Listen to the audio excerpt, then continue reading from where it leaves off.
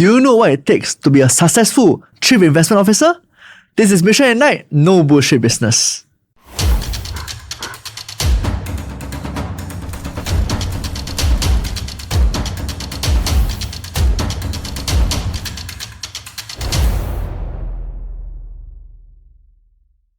In today's world of finance, there are many ways to invest. But what about those big players that does investment for us? Today, let's welcome the Chief Investment Officer of Tiger Fund, Edmund Chan. Hi, Tilison. Glad to be here today. Welcome. Thank you for inviting me. So, I heard that you're the Chief Investment of Tiger Funds. At the same time, you are also an entrepreneur. Would you want to share more about that on the entrepreneur part of things? Oh, sure. Okay, so actually, I lead a double life. So I'm both an entrepreneur and I'm also the Chief Investment Officer of Tiger Fund Management. So which one would you like to hear more? Maybe we start with the entrepreneurship first. Sure. Okay, entrepreneurship is something that I've started 9 years ago. So 9 years ago, I started a steak restaurant with my brother. It's called Sterling Steaks. I'm not sure whether the viewers have actually tried the charcoal grill steaks in Sterling Steaks. Wait, this is the one that had a buffet for a period of time, a lunch buffet and all. Yes, that's the huge one. Hype. Yeah, that's the one. So about 2 to 3 years ago, we launched the steak buffet. And actually, thank God that gone viral because it actually appeared in Mothership. It was pretty hectic time because there was long queue for me outside our restaurant going for the steak buffet. We were pretty, I think among the first in Singapore to launch the steak buffet. So everybody was hungry for that and it was phenomenal. So I thank God for that and it was actually a very good business for us at that point of time. How did that come about? Oh, okay. So actually, Sterling Steak is actually a normal a la carte restaurant. Okay, we also have a Sterling Butchery. So we were brainstorming, I think it was about 1 year plus after COVID. We were brainstorming, how do we actually bring further value to our customers. And one of the things that we actually thought about is, how about we do a steak buffet? And I don't think any restaurant in Singapore has actually done that before. So we actually started an a la carte steak buffet, available for everybody at $30, or you can eat within 1 hour at $30 plus. It's worth it. I have many friends that say that it was quite worth it. Yeah, so it was a very big deal. And so we actually launched this for about 1 month plus. Then one fine day on a Sunday afternoon, a lot of people start to WhatsApp us. Hey, Edmund, have you heard about this Mothership article? No, sorry, let me take it back. Actually, a lot of people started to calling for reservations for our steak buffet and so forth. And I was thinking, what's going on? Just a normal Sunday afternoon. Why is there so many people asking for reservation for the following weeks? Then I got puzzled. Then that's where I realized what happened. Got one friend actually forwarded me this Mothership article about a steak buffet that we have. So then so we realized actually that got viral and a lot of people got very excited about the steak buffet lah. I see. So you started off that, right? Since when? The steak buffet we launched about 2 to 3 years ago. And for Sterling Steak itself? We started Sterling Steaks 9 years ago. 9 years ago? Yeah, so it was about 9 years and time really flies. Yeah. And that time were you still embarking on a corporate job? Yeah, okay, so I actually have a full-time job at that time. So my brother actually left his company to do a full-time entrepreneurship job. So he was actually doing 2 business, one the steak buffet and another one finance company that he has. Oh, so he also started 2 companies and So I was his backup partner. Right. Yeah, so helping him hands-on, helping to run all the operations and so forth. And at the same time, I also have a full-time job. But there's so many, businesses to run. Why steak? Oh, why steak? Because we love Western cuisine. So I actually love to travel in Europe. So I travel in Europe a lot also. So in fact, I actually did my exchange in Sweden. So I pretty much love steak as my Western diet. So we started to bring steak as the culinary delight for our restaurant. So how is it like, starting your own entrepreneurship, in the whole restaurant, building a whole restaurant? Okay, to be honest, doing entrepreneurship in Singapore is not easy. It's actually very, very tough. The odds are actually against you. So when we started 9 years ago, I'll be very frank, the first 3+ years was a really, really huge struggle for me and my brother. So of course, first and foremost, we are self-made entrepreneurs. We don't have any account, parents' money, and so forth. So no extra investors. No extra investors. It's just pure our savings that we accumulated over the years. Right. And we started to do a business. And at that point in time, we actually started in Bukit Timah, opposite Beauty World, one of the shop house over there. I'm not sure you all are familiar with Al Azhar. The shop house over there. So at that point in time, the whole place was under a lot of construction works because of the Beauty World MRT construction. Right. So business was not very good in the first 2 years. So we were actually struggling a little bit. We have high rental. Business was very uneven. And manpower was a huge struggle in Singapore. So the first 3 years was actually, to be honest, very, very tough. But things turned around when we started to stop the business in Beauty World and we actually moved to East Coast. That's the place where we actually hit it big. So business really boomed in East Coast. And it was so good until that the whole stretch of East Coast Road, we have 2 Sterling Steaks restaurants within half a minute distance to each other. Yes, I remember that. And we were still wondering whether is that a fake, company and all when it first started off. Yeah, so I remember one customer, I was walking down the road at East Coast Road one day, and I heard one person actually spot, these Sterling Steaks, I don't know whether the businessman, the boss, is it Xiao or not? Why do they have 2 Sterling Steaks at the same stretch of road? So to be honest, our business was so good that we actually have enough business for the 2 restaurants in the whole stretch of road. Yeah, because at that place, if you all know, there's very high purchasing power over there. A lot of Westerners are more staying over there. A lot of affluent middle class Singaporeans over there. So actually, a lot of people like our steaks, and actually, we did very well for the first few years we were there. Yeah. Wow. So now let's shift gear, right? Because I think that's the entrepreneurial part of it. I'm also curious about your life, right? Your double life as a chief investment officer. Okay, sure. So I'm the chief investment officer, CIO of Tiger Fund Management. So Tiger Fund Management is the sister company of Tiger Brokers. Together, we are part of the Art FinTech listed company in the US. I'm not sure if you are familiar. So Tiger Brokers is one of the top online broking house in Singapore. The past 2 or 3 years, we give a lot of free Tesla shares, free Apple shares. So consequently, we are actually the leading online broker in Singapore. So Tiger Broker decided to venture into Tiger Fund to set up a fund management company. So that's where they get me in as one of the executive director, the chief investment officer for Tiger Fund Management. Okay, so because this is no bullshit, right? And there's many viewers out there. We talk about investment. This is a very investment savvy world, right? So is there any secret sauce or secret recipe you can tell us with Tiger sauce? Oh, secret sauce. People always ask me secret sauce, but let me maybe ask you a question. Okay. So it's a teaser question. So do you think I'm handsome? Okay, that is unexpected. But what does attractiveness got to do with investing? Okay, because if you answer my question that no, I'm not handsome, it actually explains my secret sauce. Let me explain. So there's a very there's a study done by 2 Chinese professors. They do a study of all the fund managers in this world. And then they find out actually those who are facially very attractive fund managers, they will usually underperform the market compared to those facially attractive fund managers. Really? So in other words, it pays to bet on ugly fund managers. So if you think I'm a ugly fund manager, that's my secret sauce for you.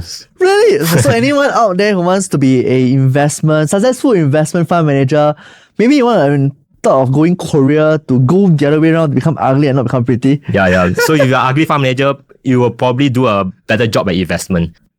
So why investing?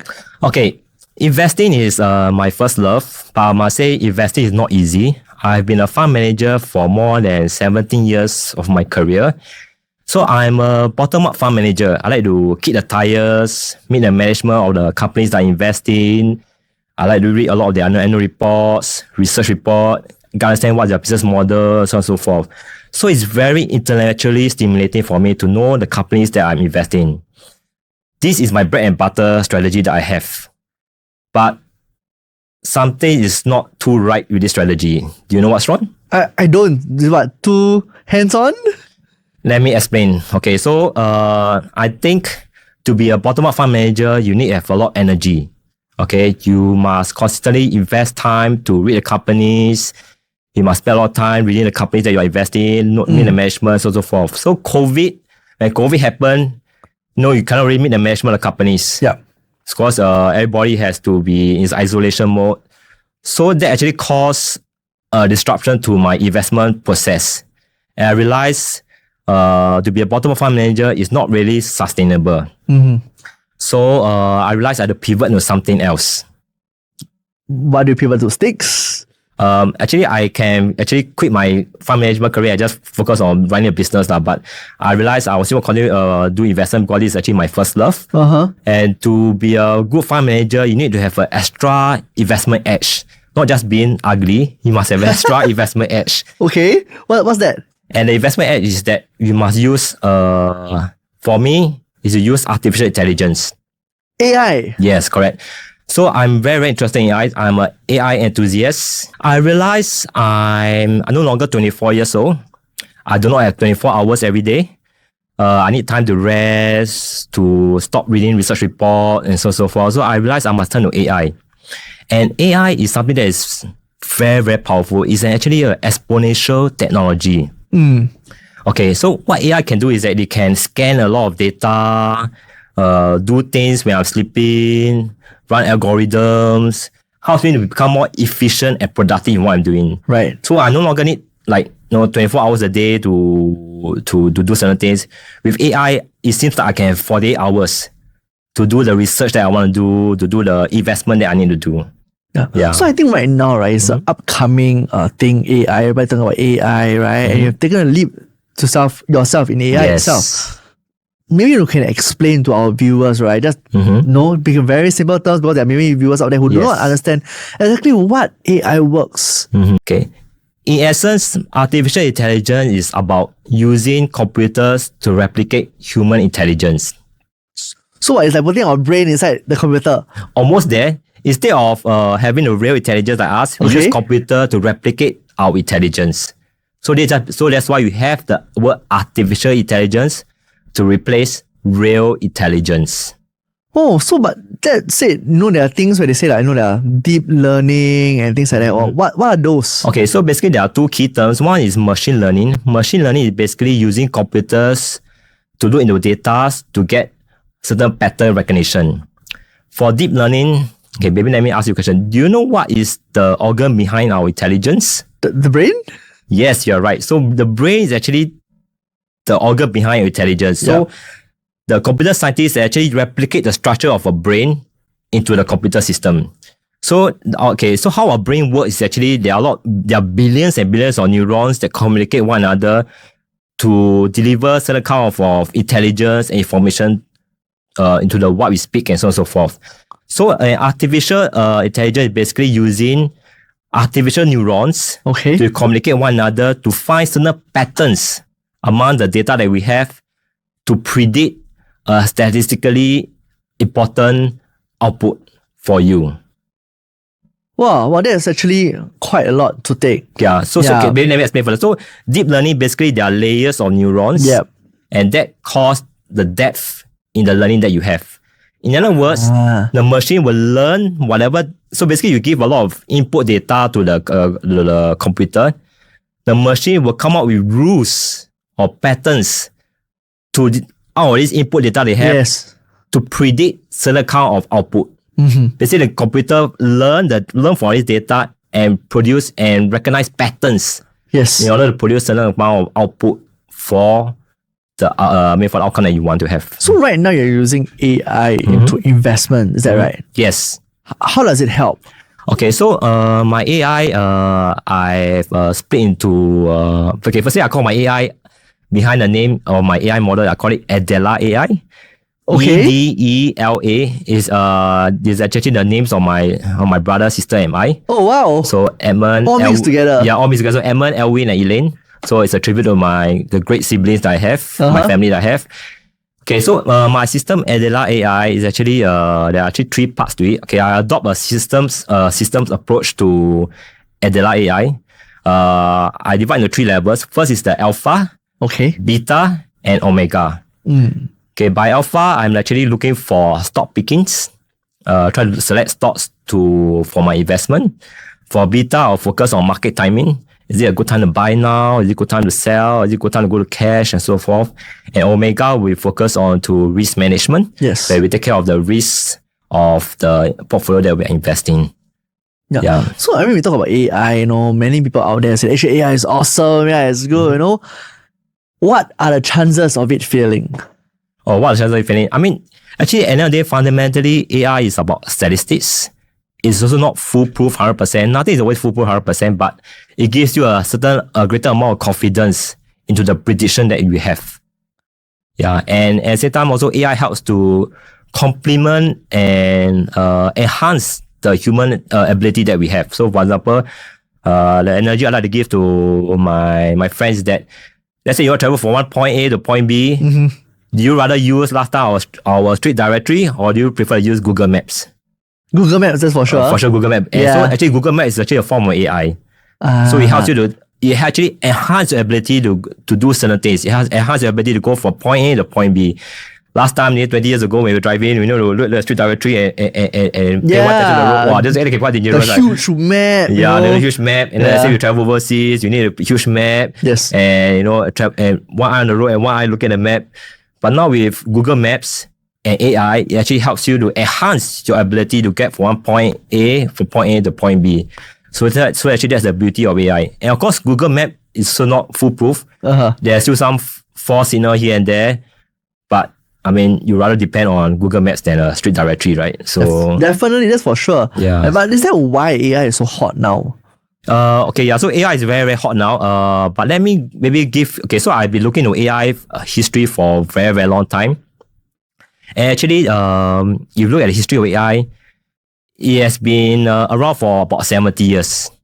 And actually, there are two AI winters. So actually, AI got very popular for a while, then it crashed. Right. Got very popular for a while, it crashed. So there were actually two AI winters. But now I believe from 2020 onwards, the AI revolution is here to stay. Let me explain.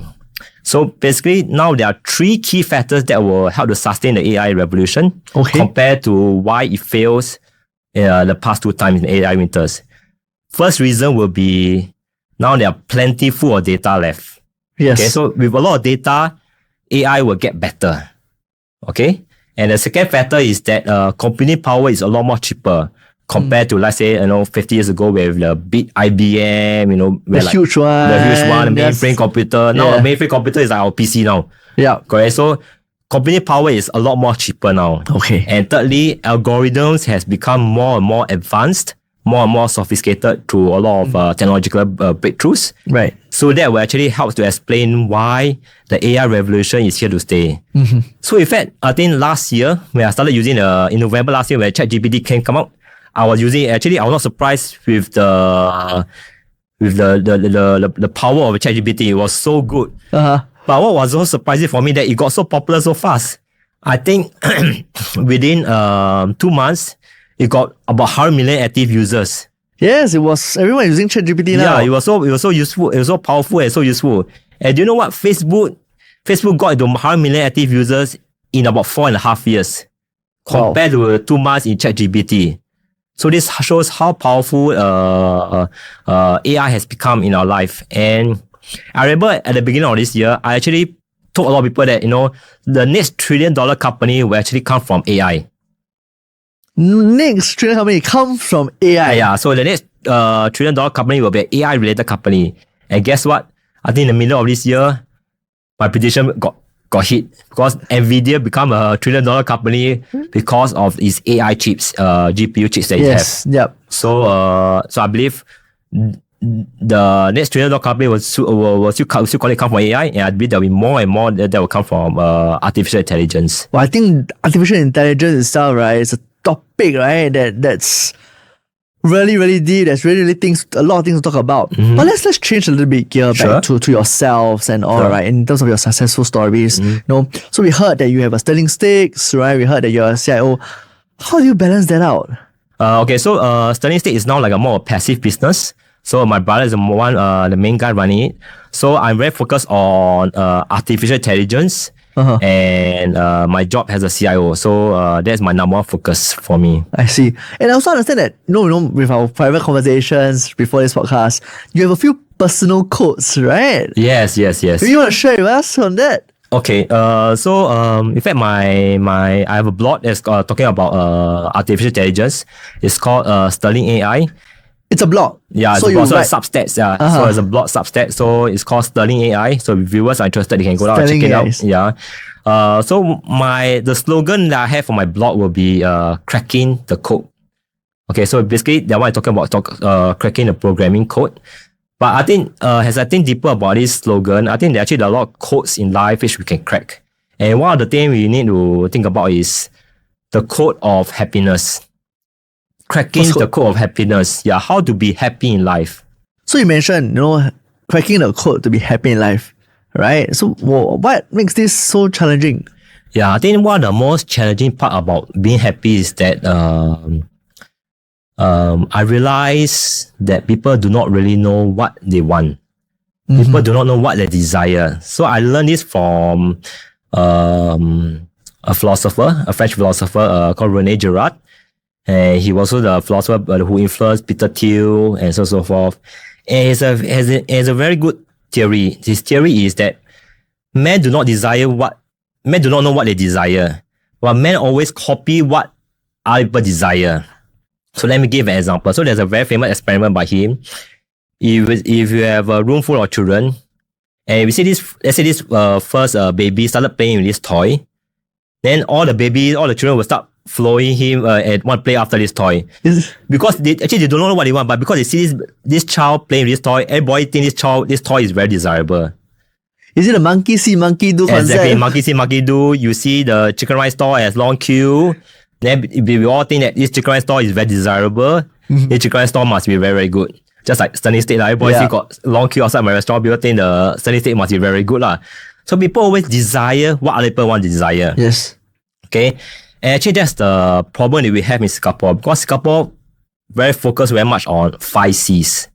Okay, so it's very focused on materialism. So people is always chasing after the 5 C's of cash, credit card, condo, country club. Country club, yeah. I think country club like cash, is it? Yeah. So people always focusing on materialism, 5 C's and so on so forth. Yeah, people chase after all these things and people don't realize actually these are not things that will make you satisfied. These are not things that will, make you happy. Yeah. So because of that, people chase after all these 5 C's and people start becoming very unhappy in life. Yeah. So I have to ask, have you found your happiness? I think I found my happiness. I mean, actually, to be honest, I've gone through depression before. Oh, depression. Yeah, depression. That was very young age, or? I think during COVID, so everybody got, I think, who have go through rounds of depression. So, so that got me that got me to think a lot about life, me to think about read a lot and so forth. So actually, I realized that actually, I was also sucked into the whole Singaporean idea of being, looking at 5 C's and so forth. And I think realized that is not the key. The key is always at the end of the day, your family, your friends, being satisfied with what you want to enjoy. So I like to play soccer. So this is my hobby, and I need to play soccer every week. If I don't play soccer every week, I'll become unhappy. So you play every Sunday? Yeah, I play every Sunday. Yeah. So even though I'm 40 plus years old, I still play every week because I enjoy that as a hobby. I'd rather not have a big car, but I will play soccer every week. What position do you play? Now because of my knee, I stopped playing defender. Now I play like more midfield or striker. So you guys need a midfield or striker? There you go, right? There's a player here. Yeah, I got a joke actually. So I digress a little bit. So because I recently injured my left knee, so I no longer as mobile as possible. But I learned to tweak my way of playing. I learned to become more like Messi. Do you know what's so good about Messi? Actually, if you see Messi play in like World Cup and like the recent years of PSG and so forth, Messi actually walks a lot. Oh yeah, he walks. Then he just do a short sprint. He play for 2-3 minutes, but he just really walk a lot. Then I realized but that's the genius of Messi. When he walk a lot, he will scan a lot, he will see what's going on the pitch, he will think about what to do and so forth. Then I realized that's the genius of Messi. So I told myself that now with my leg injured, I'm not going to run so much. I'm going to be like Messi. I'm going to walk around a lot. And I hope my friends will not score me and so forth. Yeah, so that's so. Come on, you're 40 plus, you're still playing. No one will score you for it. now I walk a lot more, but I told myself I got excuse because I want to be like Messi. So yeah. So what's the second code they're trying to crack now? Yeah, the second code I try to crack about is of course wealth. And let me share a story about wealth. So I think a lot of us, we like to be very ingrained. We let wealth become a master of our life, like I mentioned earlier. So let me share a story.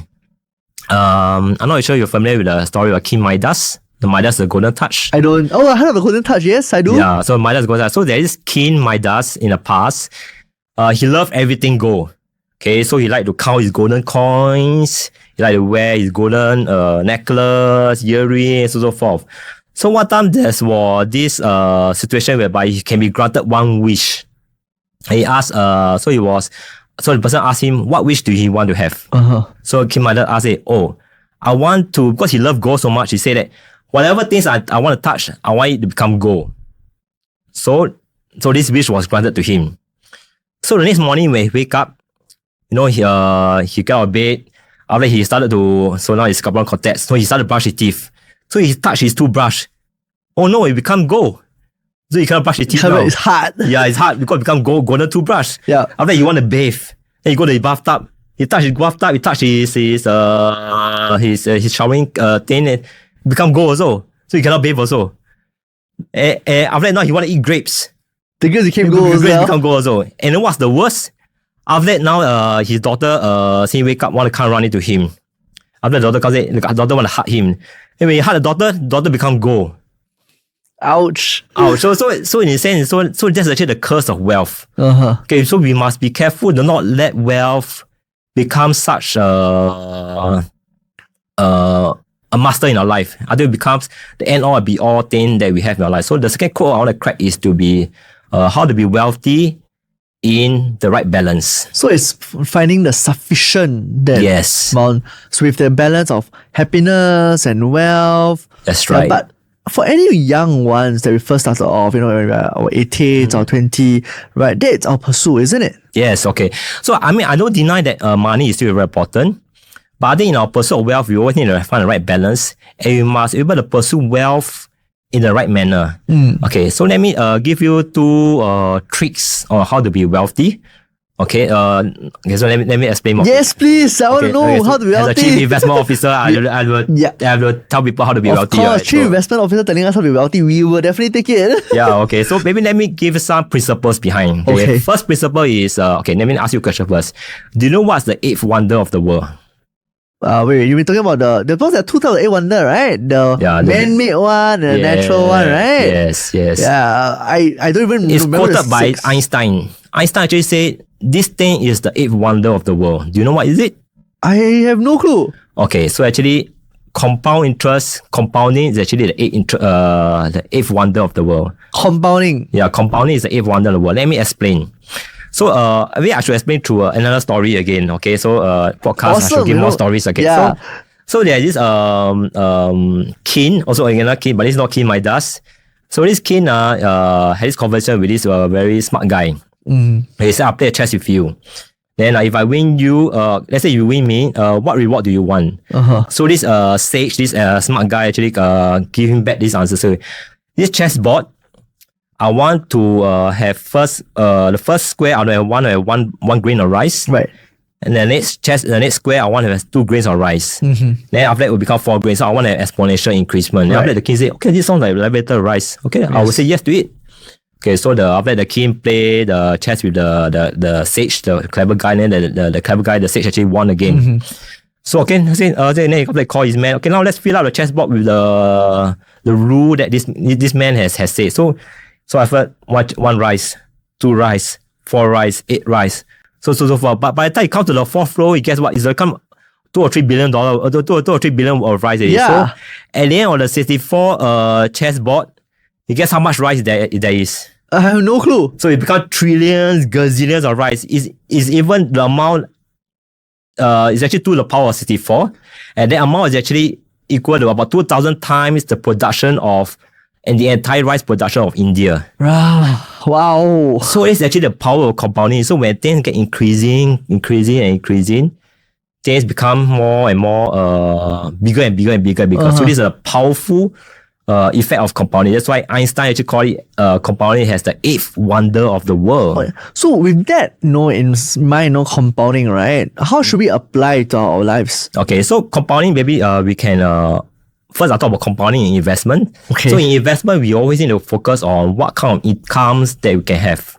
So we need to have dividends, like for bonds, coupons, and so forth. So these are very good income producing instruments. So as you get more and more income, as you get compound and so forth, you get richer and richer. So these are a very stable way of compounding your wealth. Okay.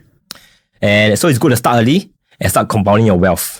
Okay, start saving early, when you got your first paycheck, spend all on your dinner or nightclub or whatever. Yeah, you must save a bit. Save a bit more, let your savings compound. Okay. And now with interest rate so high, about 5%, should let your compounding effect will get higher and higher. So I will urge for all the young people out there, put more of your salary into a dividend stock, into high coupon savings and so forth, interest, money market funds, and so forth. And another thing that I find it very useful for myself in investment is that I use a lot of this strategy called option writing. Okay. So option writing are actually a very good income enhancement strategy. What is option writing? Okay, so option writing, basically you are selling option on the stock that you invest in. And because of that, you get actually very high income. So this is a very difficult strategy to have. You must manage it very carefully. Okay. But if you manage it well, it can deliver very high income. So like for example, let's say do a short put of, for example, a Tesla stock. You can potentially get an income of about 30% per annum. Oh, wow. Correct. So, but this strategy is a bit more risky. So you need more maybe like a CIO like me to help you manage that kind of investment for you. That's for sure. That's what you guys are here for. Yeah. So that's the strategy that I will have. But I think the underlying principle is that you must always focus on compounding your investment, compounding your wealth that you have. Then what about life? Okay, so in life, it's very important to compound yourself. By compounding yourself, that I refer to doing things like learning, knowledge.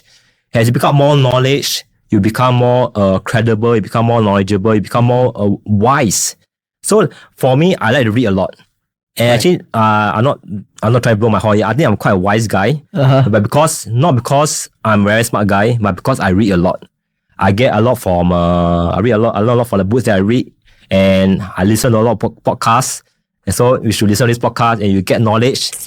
Learn from the principles, from the speakers who has that are talking about, adopt it and apply it to your life. And through this kind of knowledge, through this kind of application, through this kind of learning, you become a better person. You become a more wiser person. You stop making stupid mistakes and so forth. And that is actually a very compounding principle that we need to have in order to become a much better person, a much wealthier person for us. Yeah. So we've talked a lot about your past journeys. We talked a lot about your growth, your interest in AI, you reading books, right? So my question to you is, if let's say today, if I were to put you back to a 20-year-old, what would you have done differently? Oh, what would I done differently? Firstly, maybe I'll chase after more girls. No lah. Okay, what would I do differently? To be honest, I have not much regrets in life. The main thing is that I want to continue to. Okay, maybe 20 years ago, when I was 20, I will learn a bit more about computer coding. So I only picked up coding about a few years ago.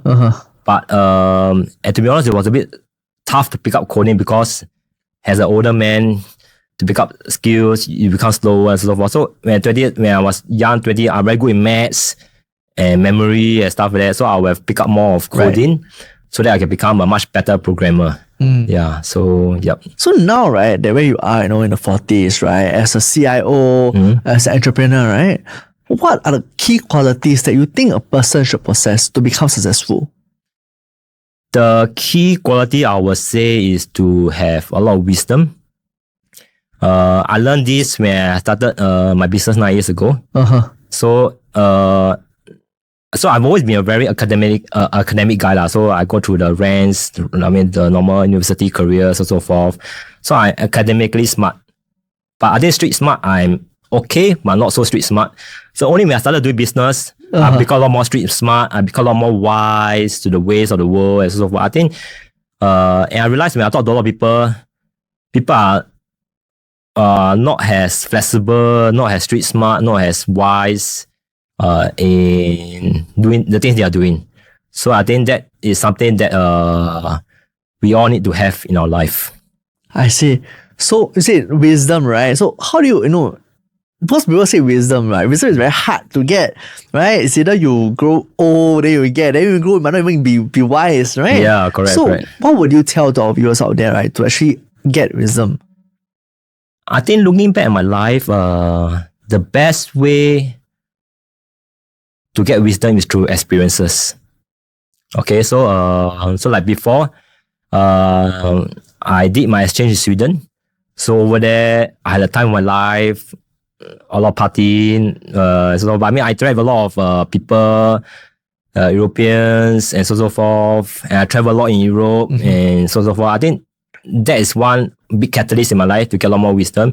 Okay. But again, like I said earlier, experiences will get you a lot of wisdom. For example, my experience of becoming entrepreneur, going through investment, talking to the management of the companies that I invest in, life experience I have through ups and downs of being a businessman, so forth. So wisdom experiences will teach you a lot of things. And out of all these experiences, you become a much wiser man. I see. Yeah, so in your life, right, in your whole journey, is there any person, any mentors, any key buddies that actually help you to achieve where you are currently today? Wow. Key mentors, not really anybody, but I'll guess my father. My father influenced me to be who I am today. So my father is no longer around, so he passed away when I was around 20 years old. So that was actually one quite life-changing experience I have because he passed away from cancer. Right. And one thing I learned from my father is that it's very important to be happy. Okay, so my father is not a rich man, but he's a very happy-go-lucky man, always smiling, always cracking jokes. Is that where you actually found out when you cracked your first quote that you mentioned about happiness? Yes, it's all about cracking people up. Right. Make people be easy. No. I don't purposely it tend to be humorous. But I learned from my father, it's always good to have a good laugh, to smile, to be joyful. My father is just very joyful man. Right. He's not a rich guy, but he's just a very joyful man. We just very happy with whatever he has. So that's the thing. So it's very important to be joyful, to be happy in life. Yeah, that's what I learned from my father. Yeah. So let's talk about, as we talk about joy, right? I've been holding back a question since the start of the podcast. I really have to ask now, right? Sure. Since we're talking about joy. What with the carrot? Oh, okay. So I have a little carrot here. It's not for me, it's for my wife, obviously. So my wife is the fashionista of my life.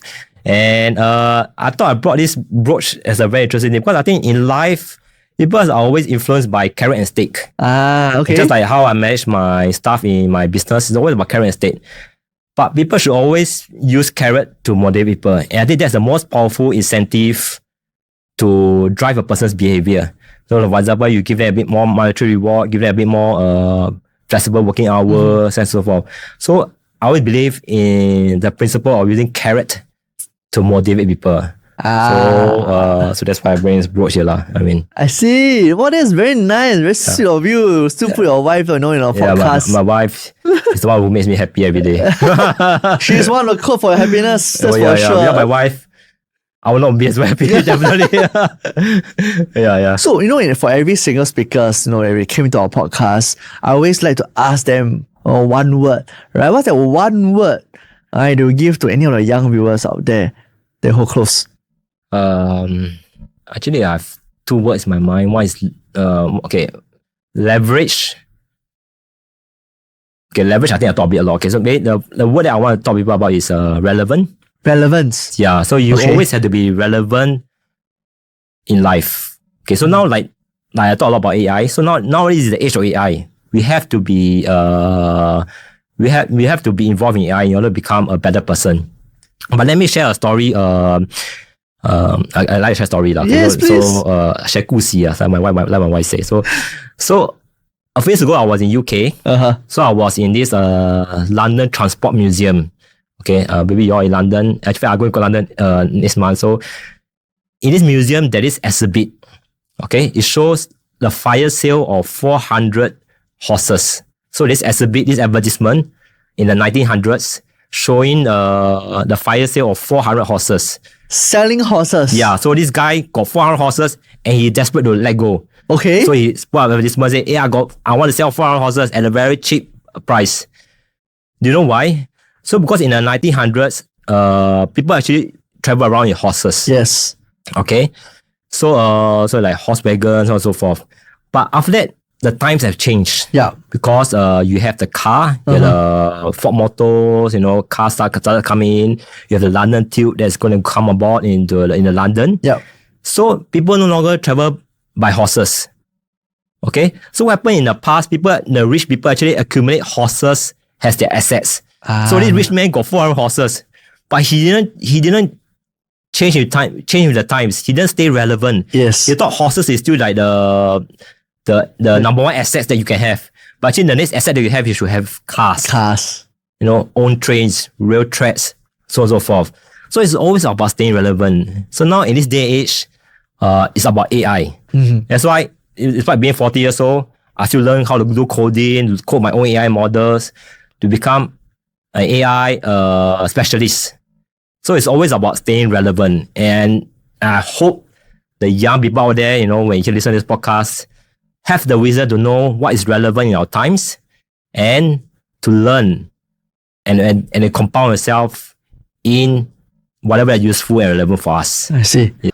So Edmund, right, before we end off today's podcast, right, any last word of wisdom or anything that you'd like to impart to our viewers out there? Okay, I think I say a lot already, but I'll just say with one last thing. Please. Persistent.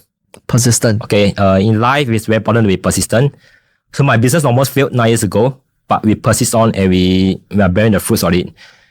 Persistence is about failing 19 times and being successful at the 20th times. So in life, it's not easy. Coding is not easy, but I continue to persist on. Doing business is not easy. Reading a lot of knowledge, books is not easy. But it's always about persistent, and that will give you the maturity to become the wise people that people will invest into. So my last word would be stay persistent, stay hungry, and stay relevant. Awesome, Edmund. Thank you very much for coming today, Edmund. So I hope you learned a lot from Edmund today. Edmund has shown us that be it in the world of investments or entrepreneurship, as long as you have a compounding mindset and staying relevant, success is not just a destination, but a series of lessons and growth. I hope this podcast has ignited your mission. Do join us for more no bullshit stories from successful individuals in Mission Ignite. See you guys. Hi guys, thank you for listening. If you like what you have just heard, follow us for more content like this.